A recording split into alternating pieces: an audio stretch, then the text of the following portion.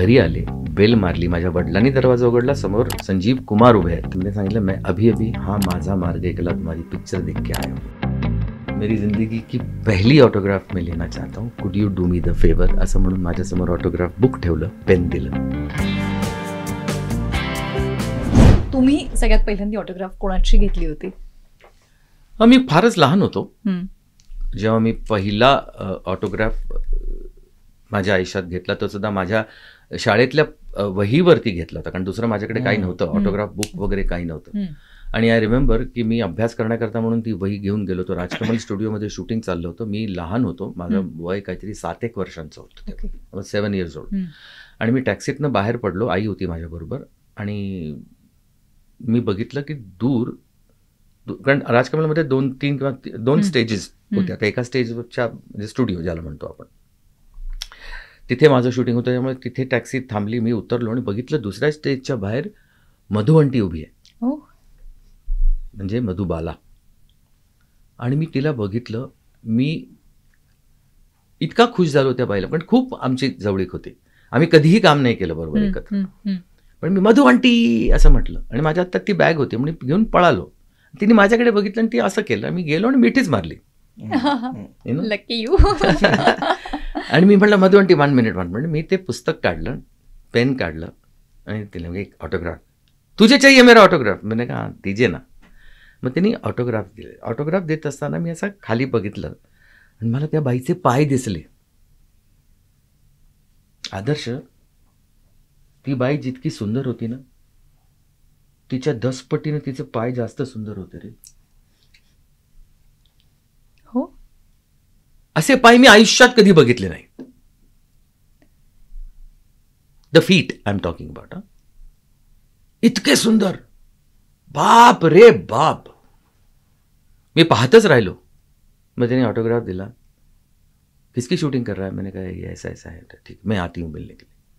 मग लंच ब्रेकला she came, then we sat together वगैरे वगैरे. पण तो पहिला ऑटोग्राफ माझा जो मी माझ्या आयुष्यात घेतला.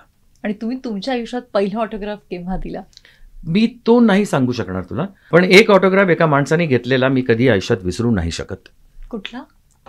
एक काळ असा आला होता जेव्हा एक माझ्या वडिलांचे मित्र पण होते, इंडस्ट्रीमध्ये पण काम करायचे, ते विशू राजे मराठी माणूस होता. त्यांना हा माझा मार्ग एकला हा चित्रपट हिंदीत बनवायचा होता. आणि तेव्हा मी जवळजवळ 14-15 वर्षांचा झालो असेल. पण त्यांना तो चित्रपट हरिभाईंच्या बरोबर बनवायचा होता, म्हणजे संजीव कुमार यांच्या बरोबर बनवायचा, ज्यांचा आज जन्मदिवस आहे 9 जुलै. आणि त्यांच्याबरोबर बनवायचा होता, म्हणून त्यांनी ट्रायल ठेवली होती त्या चित्रपटाची ॲट अजंता आर्ट्स, म्हणजे वाली हिलला, दत्तसाहेबांचा ते प्रिव्ह्यू थिएटर होतं. तिथे त्यांनी ती ट्रायल ठेवली होती.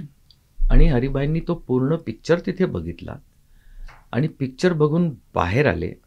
It was around 7 o'clock in the evening और समथिंग लाइक दैट. आणि त्यांनी विशू राजाला विचारलं, सचिन का रहता है मालूम है क्या? बोला हाँ मालूम है मुझे, जानता हूँ का, मुझे ले चलोगे क्या उसके पास? तर ते म्हणाले हां चलो. ते गाडीत बसले.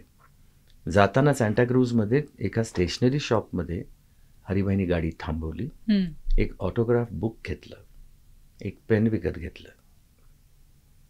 ते घरी आले, बेल मारली, माझ्या वडिलांनी दरवाजा उघडला, समोर संजीव कुमार उभे आहेत. ते म्हणाले अरे हरिभाई कम कम कम, सचिन है क्या? बोले हाँ अंदर है, बोले बुलाओ उसको. ते बसले हॉलमध्ये. मी आलो. त्यांनी माझ्यासमोर सांगितलं मैं अभी अभी हाँ माझा मार्ग एकला तुम्हारी पिक्चर देख के आया हूँ. मैंने जिंदगी में कभी किसी की ऑटोग्राफ नहीं ली है, मेरी जिंदगी की पहली ऑटोग्राफ मैं लेना चाहता हूँ, कुड you do me the favour. असं म्हणून माझ्यासमोर ऑटोग्राफ बुक ठेवलं, पेन दिलं आणि मी ऑटोग्राफ त्यांना दिली. माय डिअर हरिभाई विथ लव, सचिन. ती ऑटोग्राफ मी आयुष्यात कधीही विसरणार नाही.